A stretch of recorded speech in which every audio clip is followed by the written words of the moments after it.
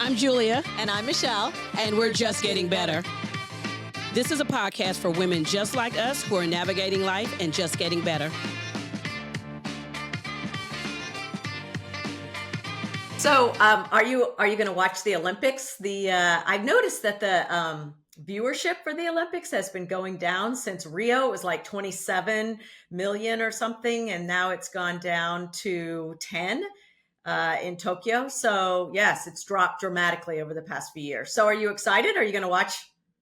Absolutely. It's the Olympics. It's Paris. And all my favorite, we got Simone Biles, the greatest of all times. Yes.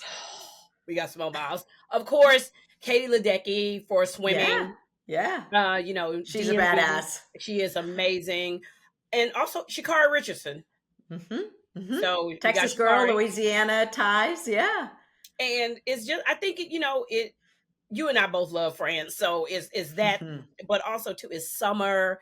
And, to me, watching these amazing athletes who spend all their time training, I want to watch them. And, I understand that maybe it's not as many viewership, but I always watch the Olympics. So I'm going to watch it. Yeah. We do too. I'm excited about it. Although I know they're having a hard time getting the E. coli bacteria out of the Seine River. Look, France has got a lot going on outside of trying to get the E. coli out of the river. I'm like, don't swim in the river. So we're hoping, but there are beautiful pools in France. They'll figure it out. Yeah, they'll figure it out. Oh, okay. That's fantastic. Are you ready for our hot topics? I am. Yes. All right. What you're watching? We already know the bear is like both of us, but what else? Yes. Well, and it's funny too, because I've just started the bear, but it's so fast and furious. Also, as you know, I love Hacks. Yes. Have you watched any of Hacks? That is my 4th of July plan, is to start Hacks. Cool. Yeah. Okay. Yeah. I think that season 3 was phenomenal. Season 1 was really good, setting the stage, new show, really great and funny. Season 2 I thought was good, but it had kind of run its course a little bit. There's a lot of fighting. It's like, and then season 3 just picks it back up and carries all the way through. I love it. I love the dynamics between an older woman, Jean Smart is like 72, and a younger woman, and how they're both learning and growing from each other, and how they're, defining themselves and redefining themselves through their careers, and the obstacles, and how it looks at comedy and really the history of comedy, and how Jean Smart's character has to come to terms with some things, that jokes that she's done in the past that are not so kosher today anymore. And I don't want to give anything away of how that all comes through. But yeah, I just thought it was brilliant. A brilliant season of television. Okay. Well, I'm into Presumed Innocent. Anything that dealing with lawyers, I'm always going to watch. I think they have done a great job with the series. Jake Gyllenhaal, I think, is very good. I'm a Scott Turow fan, so I love the book. Harrison Ford fan, so I rewatched the movie before I started the series. And Jake, sometimes you want to punch him in the face. Like, he needs to calm himself down. Why is he yelling at everybody all the time? I think he's yelling because in his mind there is he's going at it from being the lawyer perspective, and he can't understand, like, I'm faced with this crime that I didn't commit. But he's so self-centered. It's like everything about it just all revolves around him. It's amazing to me, this man. It matches a lot of lawyers I work for. So yeah. Man. What's his name? Rusty. I forget his name. Yes. Rusty. Yeah, his name is Rusty in the series. Yeah. Okay. And Rusty you're finally watching my favorite show. I think that I put it on in the background sometime if I'm stressed, kind of like just working, is Loot. Yeah. Oh my God. How could you put it on in the background? It's hilarious. Because you got to remember, I've seen all the episodes again. I've seen it before. That's true. I watched it like when it came out. I'm like binge watching it, and sometimes I go because I love hearing her cousin say her name.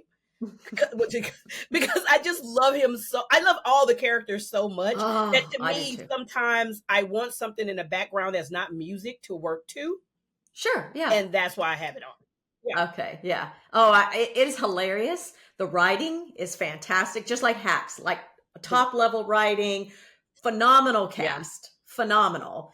And yeah, so I think I'm like halfway through season 2, not all the way, but I loved. Okay, so I told you this in season 2, episode 3, when she traps herself inside the panic room and, because she can't be alone and she's finally alone. First of all, oh my God, the thing with the fire. Oh, is that not like, that was brilliant and absolutely on point as how every person feels. And she finally gets it locked up and then she traps herself in and then she's apologizing to her assistant for being, such a mess, and he said, well, at least you're not Julia Miller. And then he says, Julia Miller is like the woman, and he kind of goes into this really boring white woman voice. And he's like, I'm going to have a salad with the dressing on the side because I have to go to the gym and then I have to pick up my kids. And I'm like, oh my God, I am Julia Miller. That's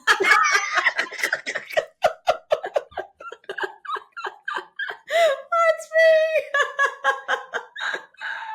But he did it so perfectly that when you caught it, you're like, oh yeah, we all have one in our life, and we know who that person is. I think it's me. Oh, you think it's you? You think it's you? No. I think I'm Julia Miller. I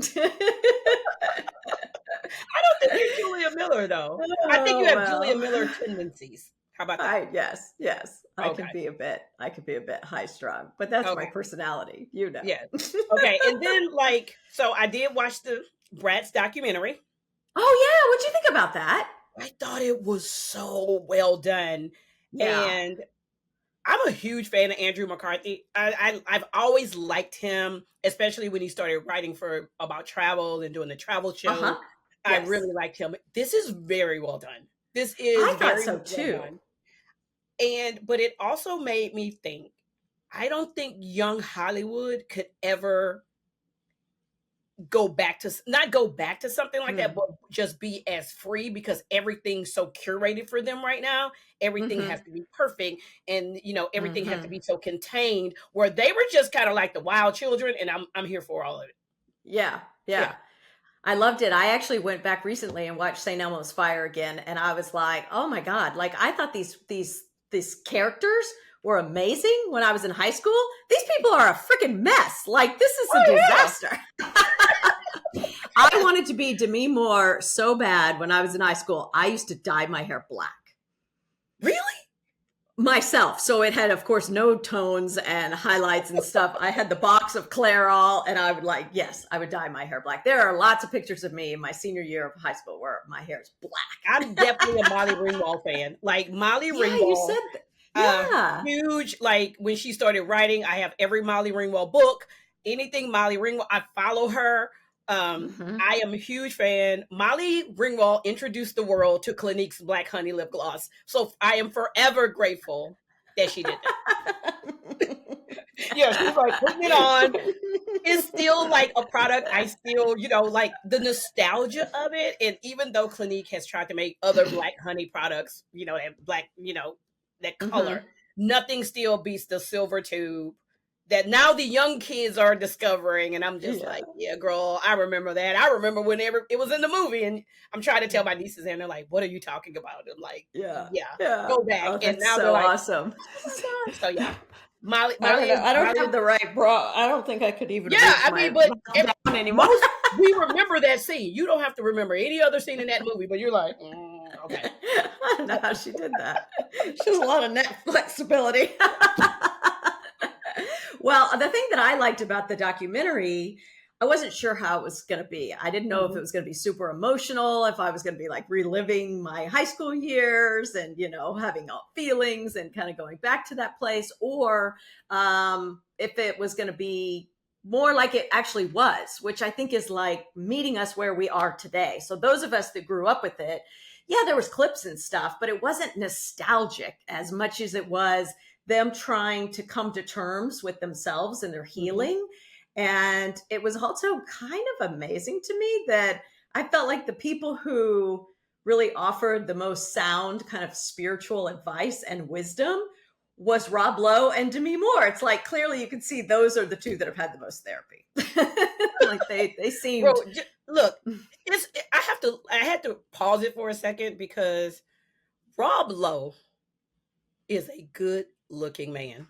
Yeah, he is. He Even better now, I think. Even better. He Yeah. is stunning. Yeah. And it's not like his he's pretty. skincare. Yeah. Yeah, it's not like what I'm seeing like pretty. He's manly. Like he's not too metrosexual in that term. Like he seems like a guy's guy and a girl's guy. Like I don't know the man, but I'm just saying. No. I'm watching the show. He looks amazing. Yeah, I think he does. He's taken really good care of himself. He has a skincare line. That's what I'm saying. It's because of all of his good skincare. Yeah. Oh, I thought you were joking. Skincare line. Okay. No. Yeah. Okay. I've seen him talk about it before. Yeah. Okay. Yeah. He's a blast. I feel like he's he's a guy that you could just talk to about anything. Oh, absolutely. Super people person. Yeah, I like it. Yeah. So I did. I really enjoyed that. Okay. That was a fun kind of oh man. And as journalists, like, I'm sorry, but that guy's an asshole. Like, what is his deal? Even when Andrew McCarthy was talking to him in real time, like, come on, man. How many guys have we come across in the wine industry that are that guy? Too many, and they're still out there. Yeah. And a few women too. But yeah, mostly. And I try now to avoid those people because I'm just like, no, for sure. I don't have the bandwidth. I don't have the energy to entertain any of this nonsense. Me either. Yeah. Oh man. So going from that fun documentary, I have to bring it up. I know that you said it's sad and that you don't want to talk about it, but I have to bring it up. I am Celine Dion. It's not that I don't want to talk about it. Okay, so I've been a Celine Dion fan a very long time. Yeah, I know you have. Concert a lot of times. And the first time I saw Celine Dion in concert, I was like, she's really good and entertaining. It took me going to Vegas to really, when she did the first round, to let me know how entertaining and engaging and how you can tell she is leaving 100% to the audience, right? I remember when she did, before Vegas in the concert, and she did like outfit changes. Everybody does outfit changes, but a lot of hers occurred on stage. So it's like she came out with like a bodysuit with a jacket and a big skirt, and then she took off the jacket, and then she took out the skirt, and she had the bodysuit on. So I was but she was still talking about it while things were happening. Yeah. And to me, she is young adulthood for me. She's growing into my 30s, 40s, and 50s in the voice and just the engaging with an audience.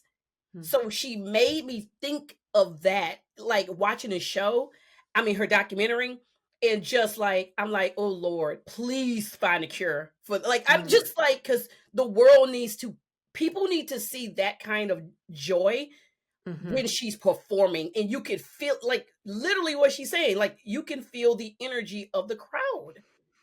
Wow. I've never seen her. And I honestly, when I was watching the documentary, I really thought to myself, I've kind of taken this woman for granted, excuse me, because I don't, like, I've never owned her records. I've never seen her. But I just always know, oh my God, that voice. And some of her songs that I would hear make me cry. Her Oh Holy Night, just forget about it. I'm like a puddle on the floor. Just can't even get through it. Can't even. Like, it's the most beautiful. But that documentary broke my heart. It broke my heart. I was like crying when I was watching it. And then I watched the trailer, like, to plug it into the show notes. I was crying again. Like, this is just what she is going through. And the fact that she allowed the cameras in.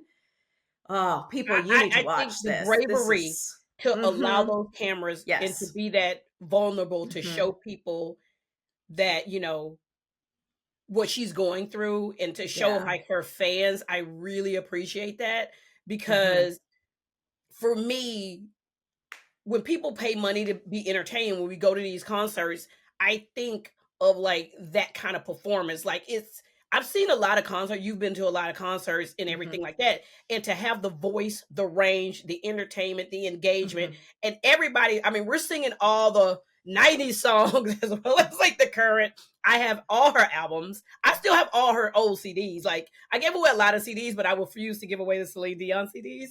Like it Ugh, is just, yeah, it is. And so for me watching it, it was like heart, like I had to stop at times. I'm like, yeah.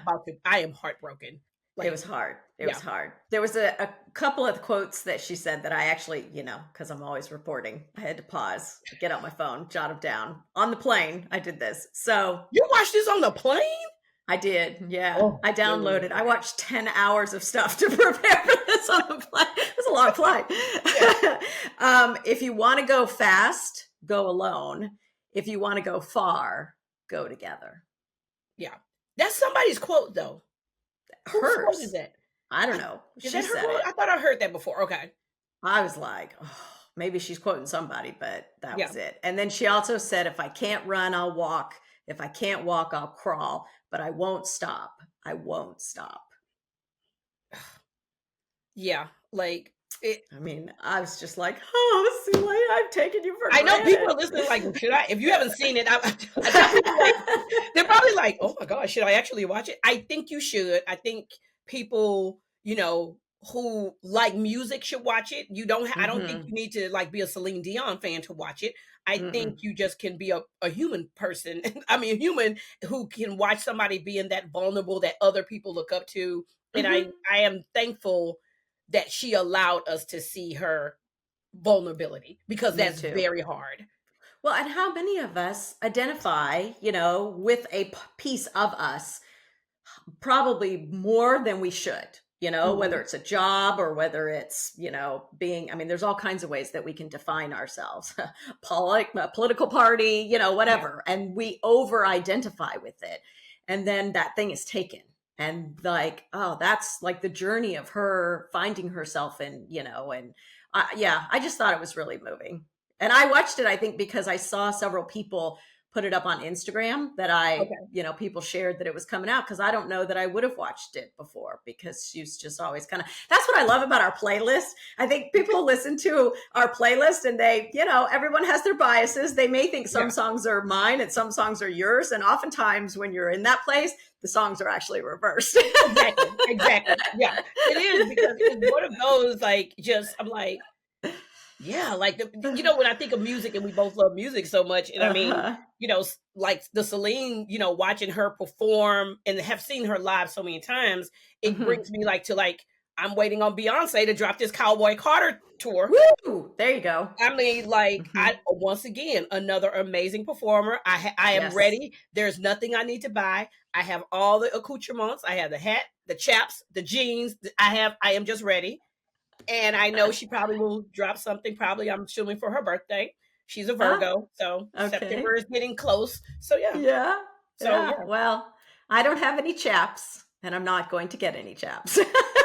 But I do have a hat. I do have boots. I do have jeans. I'm ready to go. So maybe we should take this Just Getting Better Cowboy Carter tour to like, and There you she's going go. to Paris. So like that's where I That's want to it. see it. Like I Yeah. want to see it in Paris.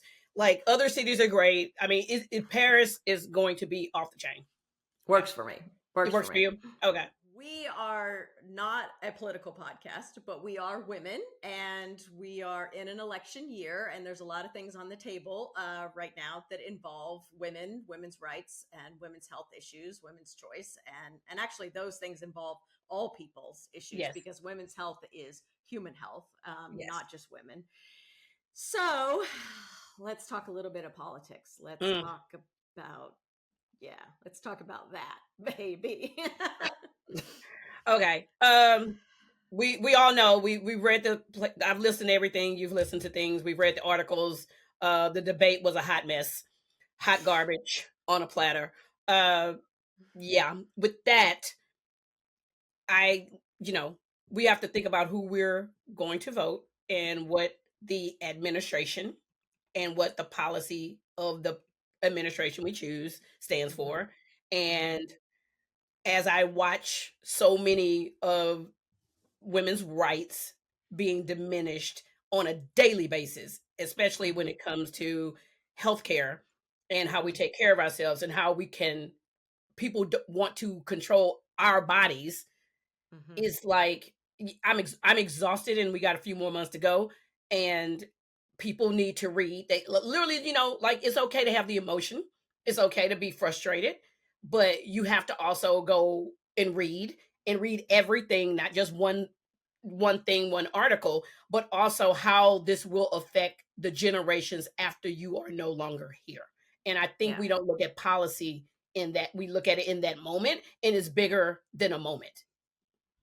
Yes. Well, we need critical thinking Hmm. because the call is coming from inside the house. Yeah. So when we talk about abortion rights, what we have come to realize, I think, as a society in the past 2 years now since the Dobbs decision, is that abortion is health care. And so, people think of it as, this frivolous thing of a person who's promiscuous and making bad choices that just wants to, Hmm. like gets themselves in a situation that they just want to get out of. They have not thought about the fact that, this involves women who are having miscarriages. This is involving, when the woman's life is in danger or the baby's life is in, it's Hmm. not a viable pregnancy. I mean, there's so many issues now that people have come to realize that it is not just about, whether you believe in, whatever choice a woman should have. It's healthcare, and it affects men the same because these are babies that are, that have fathers. So it's a mess. I want to read something real quick. I jotted this down because I don't Okay. want to get it wrong.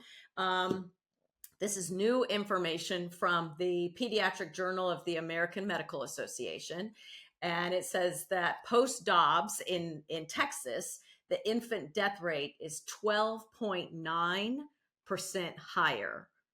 So in the past 2 years, infant death rate has increased 12.9%. Um, the deaths from congenital abnormalities, so that's different heart, not forming and stuff like that, is increased almost 23% in the state of Texas, which of course doesn't allow for any abortion or an ending of a pregnancy Hmm. unless they say unless the mother or the baby's life's at risk. But what we know is that that's not true. So it's showing that the abortion ban is forcing women to carry to term their fetuses that could not otherwise survive. One other statistic that I think is really important, and Texas is not the only state that this comes into play, that the Journal of the American Medical Association Internal Medicine publication said, so, Governor Abbott is one of many governors in states that have said, women don't need to have there doesn't need to be a clause for rape or incest because we're going to get rid of rape and incest in the state of Texas. So, in the 16 months since the Dobbs decision, 26,313 rape-related pregnancies have occurred in the state of Texas. 16 months, over 26,000 rape-related pregnancies have occurred in the state of Texas. So the women are not being protected at all.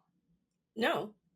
And the thing of it is as long as I've been alive and you've been alive, the issue of abortion and women's rights and women's health care has always been so political, which I don't understand because it is my body, and it has always been political to people who actually cannot get, like, they can't get pregnant. They're trying to control everything, and it's exhausting.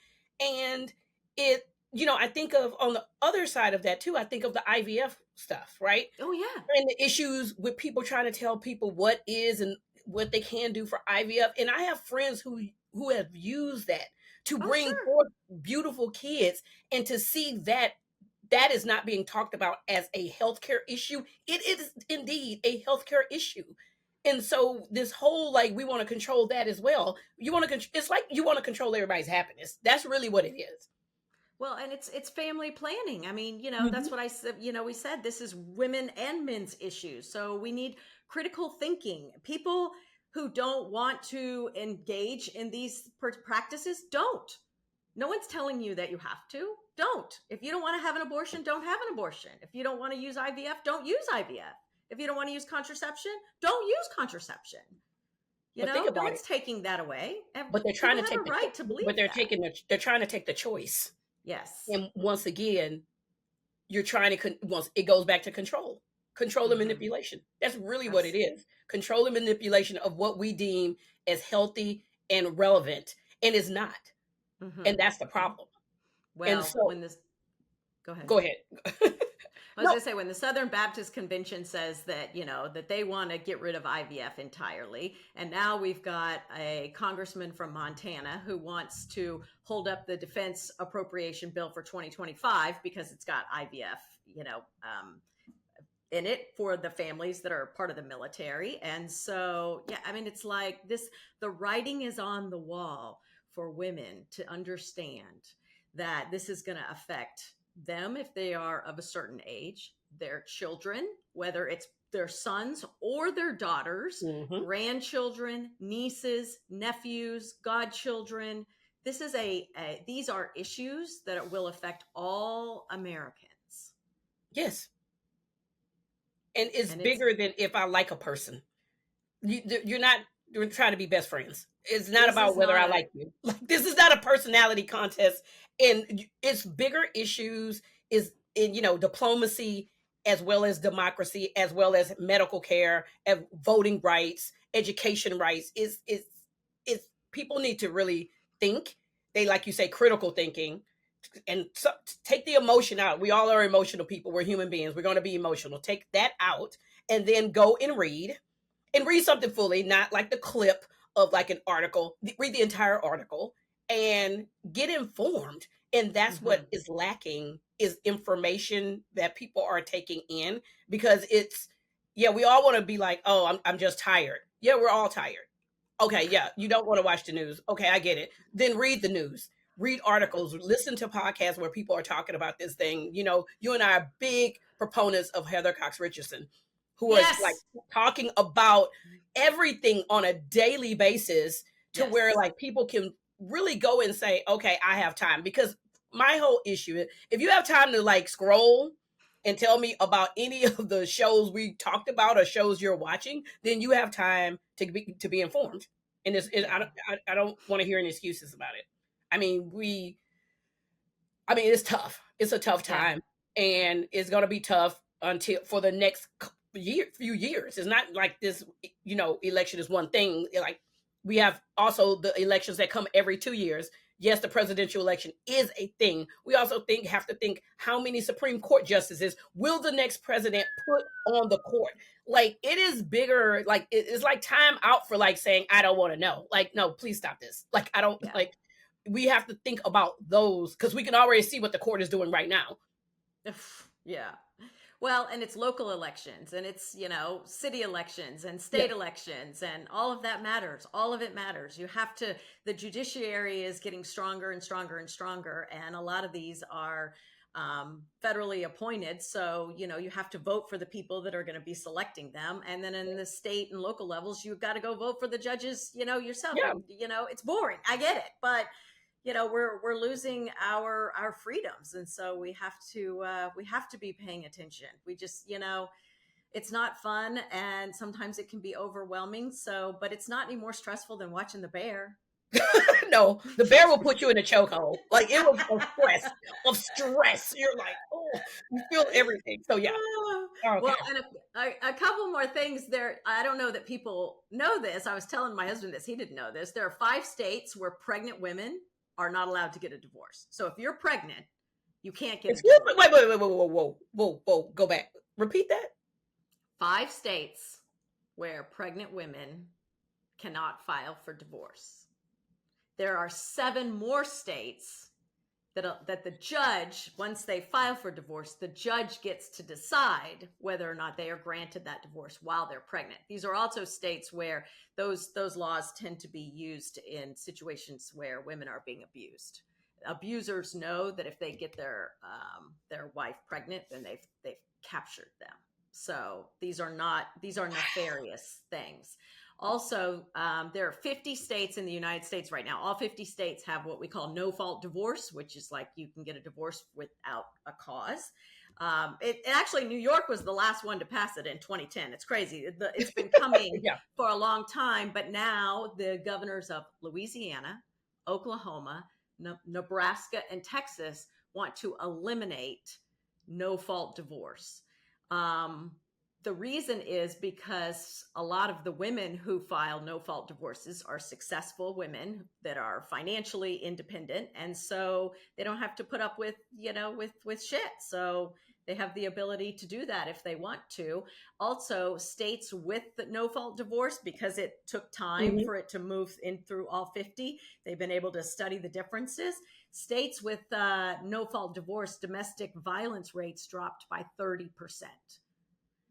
So again, when we talk about not being able to get a divorce when you're pregnant, or not being able to get a divorce because you just don't want to be married anymore. Yeah, these are laws that are used to subjugate women, and they're coming back.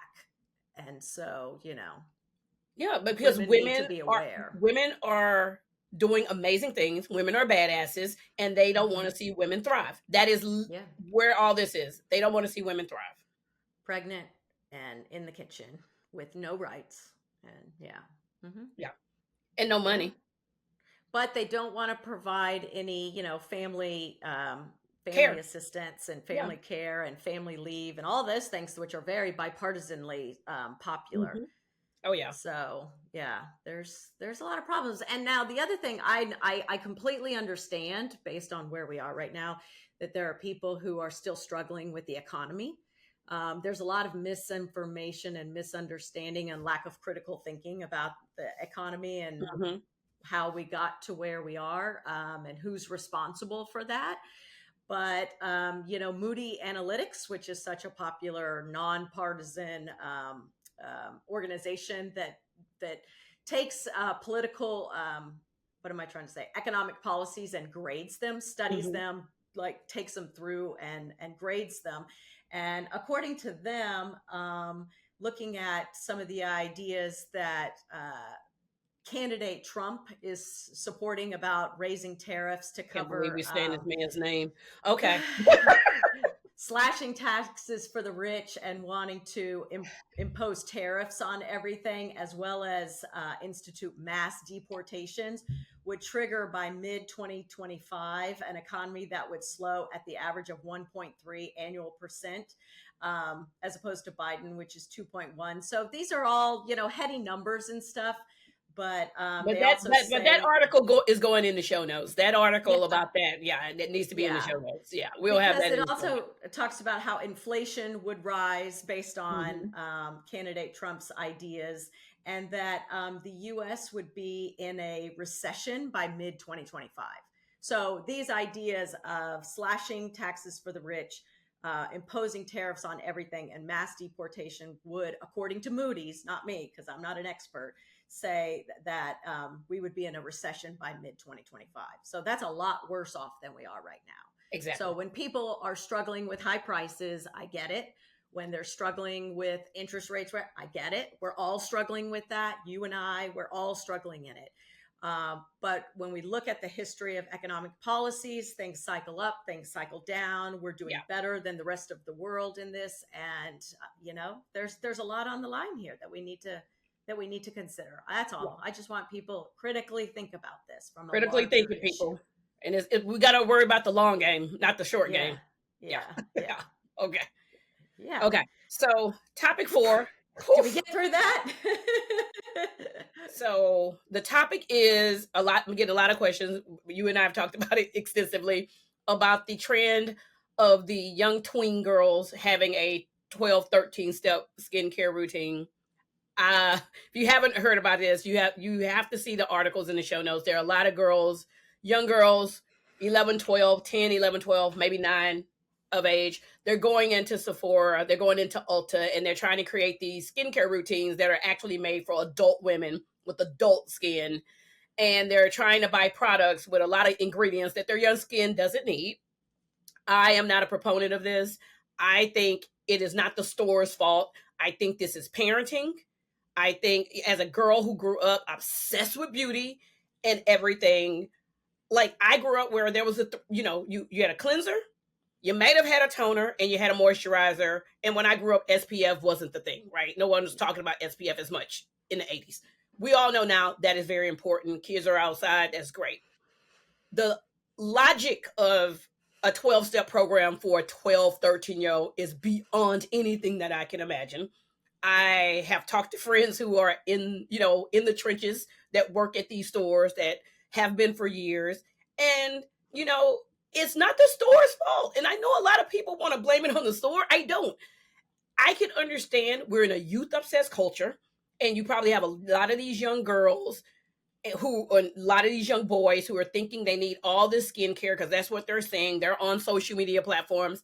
I actually think that's the parent's job or the guardian who is over these kids to tell them you don't need that. I don't think it's for the store to be like, no, because how can they control that? I don't, it is not going away. I do think it's going to completely get bigger. I think it's going as more products come, as more people want newer things. And, for me, it is saying, hey, I talk to friends all the time who have daughters, like, you don't need this. And it needs to be somebody who just goes to say, you don't need this. And for them to go, okay. But, you have to they have to be on top of that. I mean, they just have to. And I'm sorry that the parents, they already got enough things to deal with social media as it is. But these kids have, like, somebody has to take control and tell the 12-year-old they don't need a lactic acid, glycolic acid, salicylic acid, all the acids, or the retinols and the retinals and the retinoids. Like, your beautiful 12-year-old skin doesn't need that unless a dermatologist tells your kid they need it. Like, they don't need all this. What I'm hearing and reading from dermatologists is that the kids are coming in because they are using it and their face is breaking out and it's tearing up their skin.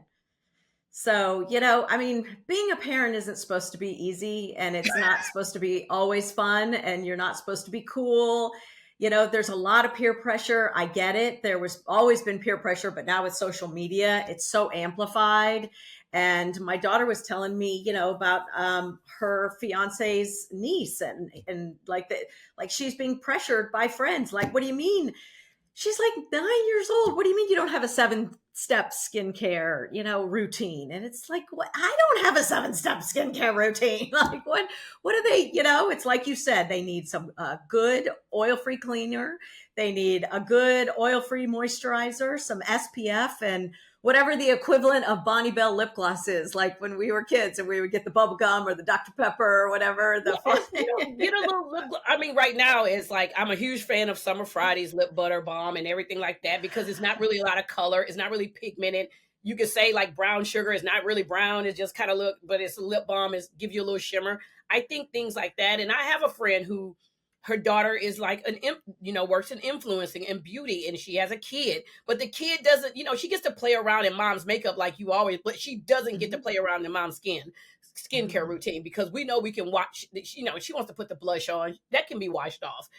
But the other stuff, she's not allowed. And it's okay to say they're not allowed because they're ruining their skin. And it is a lot of factors, and they're going to live a long, beautiful life. And it is not time to jack up your skin when you're 10.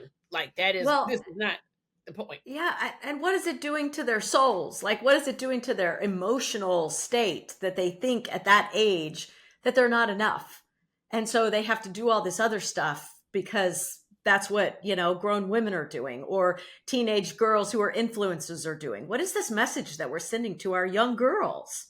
I worry about that. I think the message, we have to, that'll be another hour, because we would have to dissect and go back to magazine expert, magazine culture, and talk about that and how that has changed, and over, going back to body positivity, how that wasn't before. And you and I grew up with magazines. My whole entire wall was magazine covers of supermodels when I was a teenager. So that culture, everything was a diet. You knew about every grapefruit diet. You knew about everything that was going on. And that culture has shifted. And a lot of that is now online. And people have a phone, and we all have a phone. And it's teaching them that, hey, this is the highlight reel. Like a lot of this is the highlight reel. This is a lot of this is not real life. So back up, calm down, literally, and I have to, I think about it because I have nieces and I have friends who have kids who I'm around and I talk to a lot, or they'll text me and I'm like, you don't need this. Because they'll tell them like, talk to Julie. I'm like, get off my phone. My text is like, please stop. Do not go and buy this. And I'm telling your mom to clean this up. Like, and it's very hard, and I understand, but the pressure is so different. I mean, I just literally don't know how these parents do it right now with girls. It is tough. I mean, it is really tough. So I think about them a lot, but I also think like those kids, you want them to look back and be like, I didn't mess up something because it was a trend. I didn't mess up something because someone else told me, and it's really hard. So on top of just being a parent and the daily keeping your kids alive, I want us to tell our young girls that they are beautiful, that they are seen, that they are heard, and that they are enough. It's hard to stop. I think that those both can exist at the same time, but I do think it may take a little more than that, because we can tell them and moms can tell them and everything, but when they go to school or they go to camp or they're around, but those moms need to be telling their kids too. We all as a generation of parents need to tell our kids. Yeah. But I think even telling them, I mean, there's a push and pull, right? I just think, like, I just remember being like, my mom was a tomboy, and here I am. I'm like, oh, I want my lip gloss. I mean, I remember when, for me, hard candy came out, which if anybody remembers hard candy makeup, the original, I mean, it was nail polish, right? It was all these kind of crazy colors, and then they came out with makeup. And I remember my mom is like buying her makeup, and she is like, oh, no, you can't wear this. Like, you're not wearing all these products. You're not wearing this. Like, I couldn't wear it. Like, she was just adamant. And of course, I'm being a kid. I'm going to go to my friend's house because their mom allows them to do it. And my mom will be like, I will pull you from that friend because you're not doing this. Like, and she was like, 20 years from now, you're going to thank me. And I think about like all my friends who used to go to bed, bed with makeup on their face and all that. And I was still the ones like just washing and trying to do all the steam treatments, like with chamomile tea over the stove, like before it existed. I'm very thankful for that, but it took me years to be okay with that. And my mom and parents told me all the time, you're smart, you're beautiful, you're great, da da da da da. But of course, going to school and everybody's wearing like the cool color, and I can't, because my mom is like, no, you can't wear makeup that early. So I look at it and go, it's tough. But like the skincare thing, I just want parents to know, and aunts, uncles, anybody listening, tell them to stop. They don't need to do that. Enjoy your beautiful online face. Because online, no wrinkles, no problems, just a few little acne things. Oh, honey, no. Trust me. Take it while you got it. Yeah. Take it while you got it, because Yeah. I mean, my kids have told me, my adult children have said, because I was a no mom, and I like no moms, and they've said, like, the things that you told us no, now that we're adults, we get it. We completely get it. And some of the stuff they did anyway at friend's house, and some of it they didn't. And that's part of growing up, so yeah. Okay. So, all right. So I have a question for you as we move into our last topic. Yes. What you reading? Okay. So it is the last book that Elin Hilderbrand, Swan Song. If you know, all her books take place in Nantucket. I feel like I'm transported to Nantucket every summer. She's been writing these books for over 20 years. Wow. And this last one, Swan Song, just came out. And it is an ode to Nantucket, ode to where she writes her books. And it's just as good because the way she has character development of the men and the women, the way she can write what you're thinking, and then she'll say they're thinking, it is just a great summer read. I highly encourage everybody to get the book. She's just a great writer, and she's leaving writing those books, but she's promoting other authors. Her whole thing is like she's having them on. She has a books podcast. She wants to promote women authors, all these amazing writers that are coming out. And I just think what she's doing is amazing to promote other women and to push them into writing. but it's also the summer of Daniel Silva. Daniel Silva, I absolutely adore him. My favorite character thriller guy, Gabriel Alon, is a spy, and he is an art restorer. So his books take place all over the world. He's talking about art and restoring things, and he is just a great writer. The books come out every second week of July every year, every Tuesday. Wow. That Tuesday, Okay.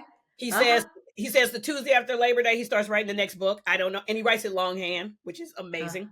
And so I just get best of both worlds. I get like kind of like romance, beach getaway book, and then I get intense thriller, and I can't wait till the next one. And so for me, those represent like summer reading books, and then we'll look forward to what's coming in the fall. But just other books that I'm reading just in between library books that have come out. The one with Glennis McNichols about pleasure and her moving to Paris, that's on the list. So just some fun. Summertime is where I can just feel like I can just read a bunch of stuff and enjoy it. Yeah. Cool. Yeah. What about you? I never feel like that. I'm always, I'm very intense. I used to read so much beautiful fiction, literature, like, great books, old books, new books, great writers and stuff. And then really over the past 10, 12 years, my reading has become more intense, I think, as I've become more intense. And so I struggle now to read fiction. I read the Zadie Smith art book. It was very nice. But so I am reading Jane Birch's The French Ingredient, which is a memoir. I'm good with memoirs. I like to that. Good. That works well for me. Take me through the journey. Yeah. And it's about her move to Paris from growing up in the Midwest and Chicago, and then living in London, and then living in Paris. And it's funny, it's insightful, it's fun how she moved from the financial world into opening up La Cuisine, which is such a successful cooking class for non-chefs and English speaking. And I know that they do a lot of tourist groups and everything. And she's a beautiful, long, redheaded lady. And so I'm reading her book, and I love the cover of it too. I'm going to show people. So this is that book. And then, because I can't just read something that's fun and light, and I am also reading Democracy Awakening by the wonderful, who you already mentioned, Heather Cox Richardson, who I read every day in her Letters from an American. And the book is freaking me out. It's great, but it's also freaking me out because it's too real, and it's too raw, but I love it. And it's got lots of great information. She has a great ability as a history professor of American history, focuses on 19th century at Boston College. And so she has a great way of taking things that happened during the Civil War era, Reconstruction era, and bring it all into like, how did we get to where we are, and what are the ramifications and all that. She's really good. So those are my two summer readings. But you know what? You have the heaviness and then the levity with Jane. Jane is amazing. She is also a friend of mine. And she's a friend of the pod. That's how we're gonna say. Yeah, she's a friend of the pod. Yes. She's a friend of the pod, and can't wait for you two to meet, because the minute I met her in person, it was like love at first sight. I just adore her, everything she's doing. So highly recommend those as well. Yes. Okay. So awesome. So that's our summer reading, at least, to get us through July. Who knows what happens in August? What are you drinking? I am drinking a very special wine. I am drinking Two Wolves Simeon from Santa Barbara County. And I want to, we're both drinking the same wine. We're both drinking the same wine. Amazing. Yes. So I want to, I love the story of the Two Wolves. It has been, it's a parable that I've known about for probably about 20 years, but I want to read it. It's on the website. And so I'm going to share it the way that it's shared from the Two Wolves website, which is, of course, twowolves.com. An old Cherokee is teaching his grandson about life. A fight's going on inside of me, he said to the boy. It's a terrible fight, and it's between two wolves. One is evil. He is anger, envy, sorrow. regret, greed, arrogance, self-pity, guilt, resentment, inferiority, lies, false pride, superiority, and ego. He continued, the other is good. He is joy, peace, love, hope, serenity, humility, kindness, benevolence, empathy, generosity, truth, compassion, and faith. The same fight is going on inside you and inside me, too, he said to the grandson. The grandson thought about it for a minute and then asked his grandfather, which wolf will win? The grandfather simply replied, the one you feed. Yeah, that's a good parable. That's good. That's a great parable. So, I want to tell you something that's super cool. So we got this fabulous wine, 2 amazing female winemakers. And when I went and looked it up on their website, the first line is my funky, quirky, elegant, badass friend. This is the Iris Epfel of Wines, timeless. And I was like, oh my God, because you mentioned Iris, who passed away over the course of this season in the first episode that we recorded. And who knew? I mean, because like until you read the line, I was like, what? Like, what are you talking about? Like, amazing. This full circle. Beautiful wines, 100% Semillon, which, you know, a lot of people don't use Semillon. I mean, they use it in Bordeaux Blanc in France as part of the blend, usually with Sauvignon Blanc. I love this wine. And so I kept thinking, like, it's very rich, right? It's very engaging. I'm like tasting this wine right now. And for me, it is summer. I am thinking Maryland crab cakes. I only eat crab cakes now in DC. I cannot eat a crab cake outside of that area. But Maryland crab cakes, also oysters charboiled. People are grilling oysters with the parm, with you know, everything going on. And also too, just like this, I know like some like tasting notes usually like, oh, like this will also go with people who do like pasta salad, all the fresh greens and herbs and everything that's going around, like goat cheese salads, even some feta. I think this would go with one of those watermelon feta salads that a lot of people that grill in the summer do. I just think this is a great wine. It's really texturally and like kind of geeky. It's really full. It's really not light. It's a heavier style white wine. So it is delicious, but it's definitely going to require some food.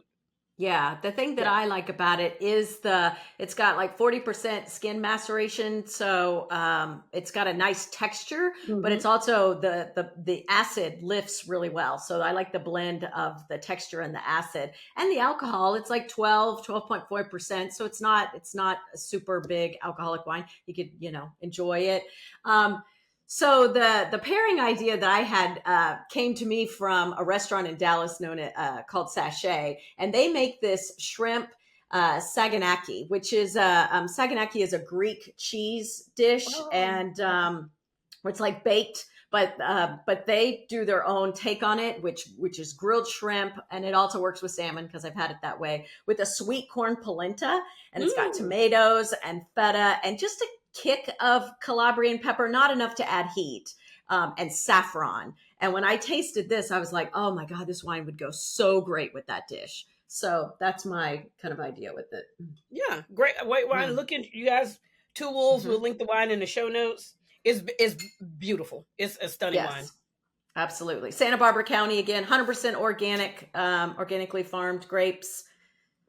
Oh, we love Santa Barbara. I love Santa Barbara. We love Santa Barbara. Female winemakers. Alicia Moore is the winemaker, and assistant is Allison Thomas. Yeah. Great. So, Michelle, Julia, how are you getting better this week? So I've been on the road a bit. And so what the thing that's on my mind is a great article by our friend and fellow wine writer, Betsy Andrews for Saveur. The article is going to be in the show notes, but it's called "Is Travel Actually Bad for Your Gut?" And she talks about the things that happen on airplanes, and how what pressure and depressurizing and stuff does to us, why we get bloated, why we get dehydrated, going out and eating food and that we're not accustomed to in different cultures, and what that does to us. So I'm getting better this week by doing the things that I do on my trips to combat some of that stuff. I am using my Canopy portable humidifier that I love. So I have a big Canopy humidifier in my room, and then I have a little portable one that I take on the road. You can use it on airplanes, but I haven't quite gotten enough courage to do that yet, because I don't want the steam Look, out. if people could take off their shoes on an airplane, you can actually put a humidifier. I'm sorry, like I don't see a problem. People would thank me, but they'd be like, "What the hell is she doing?" Look, I have all the equipment. I do face mask on a plane, so if I Me do a too. face, Yeah. like people just like, okay, girl got a face mask, she's fine. They put your humidifier out, have all that juiciness going in your skin. I love it. Well, so I do. I have my Canopy portable humidifier. I have my Ritual Symbiotic Plus prebiotic, probiotic pills that I take every night religiously, that keep me regular and keep everything flowing, and keeps my biome and my whole gut nice and balanced. Woman-owned company, scientific research and traceability of all of their ingredients. I also use these Cure hydration packs. That's also a woman-owned company. Ritual is also a certified B Corp. You know how I love that. Yes. So Cure Hydration Electrolyte Mix. I start that the day before I leave, and then I take them every day while I'm there. They work great. They're you got to kind of get it down, because the good stuff doesn't have all the added sugars in it, and this doesn't have any added sugars. Okay. But great fruit flavors. Women-owned company, women nutrition and scientists, and the whole thing. And then I also have my sheet mask, like you talked about. I do the, let's see if I can do this, Julia. Biologique recherche. That's the word I can't say. Recherche. The mask, Pigment 400, which is a hydrating mask. And then I also use the patch, Defatiges. How do you say?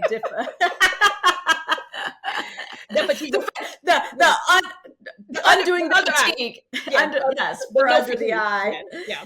And then the last thing that I put in my bag is my Peloton app, so that when I get to my destinations, I can do body weight cardio exercises, body weight strength exercises, meditation, yoga, all the things to kind of help keep me healthy. So I'm just getting better with my, this is my travel pack that I take with me whenever I go, these ingredients. Oh, yeah. Question. On your Peloton app, can you download the workouts? Yes. Like for offline? Yes. Okay. Yeah. So we just need to inform the people, if they don't use the app, that if they're traveling, you can download exercises, and then so if you're not on Wi-Fi, you can use it. And these are just the things that help me every day, kind of keep my body flowing and going when we're out at new schedule, new food, more sitting, more sodium. It's hard. And so the older I get, it takes a village. And that's my village. I think it takes a couple of villages. Just like the older you get, honey, it's a couple of villages. So what about you? How are you just getting better? I am just getting better. You have a probiotic. I am a huge fan of Seed probiotic. The reason why I like Seed is because it's the one probiotic that if I happen to belch, I don't smell it and taste. A lot of them I tried. Every time they would make me belch, and I'm like, this is not what I wanted. So my Seed probiotic, I'm really a fan. A girlfriend sent me the Manuka raw Manuka honey packets from New Zealand, which just I just take them. Like, you can put them in tea, it's honey, right? But I take them more as like a vitamin supplement kind of thing. Oh, cool. Because honey helps with the allergies, with all the travel, everything going on. So she sent me those packets, and it was a game changer. I travel with my own little seasoning kit. I know people call it a spice kit. I call it a seasoning kit. And I just discovered that I can actually add sriracha packets to that kit. Oh, cool. I travel with like a mini Tabasco and then a Louisiana hot sauce packet for my spice, because I'm always I always carry Jennifer Fisher spicy and universal travel salts. I like, because I feel like sometimes, especially going to Europe, I just need a hit of salt. I need a hint of spice. Like if I have a beautiful like scrambled eggs, I still want hot sauce, not necessarily Tabasco all the time. So Yeah. I change it up by the day, but I have that. So my little travel is full of mini packets for my seasoning kit. And I'm glad that a lot of people make them now. I do refill a little container with my Maldon sea salt. And it's because like, sometimes you're like, I need room service and I don't want their salt on my fries. Cause usually I love a good room service hamburger. I want my salt. So that's why I carry my salt. I also carry little red pepper flakes, a little black pepper. So basically like the travel edition for summer is like, I tell people, get your little seasoning, whatever you like. I found that you can find them on, online and buy a few of those. But to me, the honey thing has been a game changer for my allergies. Awesome. I have a question for you about the seed. Yeah. So you talk about burping. I take my Ritual Symbiotic Plus right before I go to bed. Yes. And it works overnight. And with Ritual, there's only one pill a day and you don't have to refrigerate it. I don't know if seeds like that or not. So See, what? you don't have to refrigerate. I'm not burping. I take it first thing in the morning. So it's a morning okay. First thing in the morning. Okay, that's why I'm like, I'm sleeping, I'm not burping. But here's the thing, like I take that and then I take my multivitamin. And what for me the Ritual was the Ritual vitamin that the whole burping like it just, and that's not a night thing, that's a day thing. So for me the seed just kind of sets the morning, and it goes back to, if you think about in James Clear book Atomic Habits, he talks about habit stacking. Everything's a habit stacking. Oh yeah. It's literally like the seed is by the bed. I wake up, I drink some water, I take the seed because the seed's by the water. And it's just kind of like that sets the tone for it. Yeah. Yeah. Yeah. Mine's the same. It's just, I take it at night. I don't have to take another one. I wake up the next morning. I'm ready. My biome is all nice and ready to go. Yeah. And the rewards are magnificent. and people travel, like just know, like this is a travel thing. Like this is every day of my life. Yourself. The article by Betsy is really amazing. It really explains medically what happens to you when you fly, and I think it's just so well written. It's funny at times. So it's not too technical, but it's great for food people. So yeah. All right. So that's how we're just getting better. Hey, cheers to you. Cheers. For a great season 1. Yeah. Cheers. And also, we know we're already Man, that's working on it. It is. It's so good. So good. We're already working on season 2, and we've already got some great guests lined up and more exciting things to come. So, thank you, everyone. Thank you for sticking with us for season 1. And, there's great things to look forward to in September. Enjoy your summer. Thank you, audience. We love you. We love you. Au revoir. Au revoir. Whatever she said.